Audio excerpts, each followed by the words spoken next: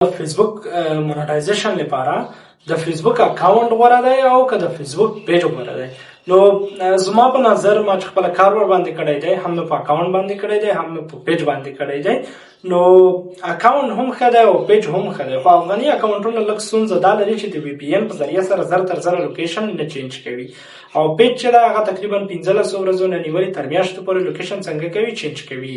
نو تاسو کوشش وکړئ چې په پیج باندې کار وکړئ، یعنی زه تاسو ته پیج وړاندیز کوم، په پیج باندې کار وکړئ، د فیسبوک پیج جوړ کړئ، هغه مخکې یوسئ. یو کټه خو دا ده چې ریستریکشن زر نه اخلي، مثلا ځکه چې تاسو په هغې کې دومره فعالیت نه کوئ چې د هر چا پوسټونه لایک کړئ یا کمنټ ورته پرېږدئ، که نه یوازې خپله محتوا اپلوډوئ. نو تاسو په پیج باندې کار وکړئ. فیسبوک بیا دا ستونزه لري چې مثلا یا چا باندې کمنټ وکړي د فیسبوک د پالیسۍ خلاف شي یا داسې نورې ستونزې وي، نو هغوی رسما تاته داسې کوي چې یا ریستریکشن درکوي یا کومه بله ستونزه درته جوړوي، نو هغه ستاسو مونټایزیشن محدودوي.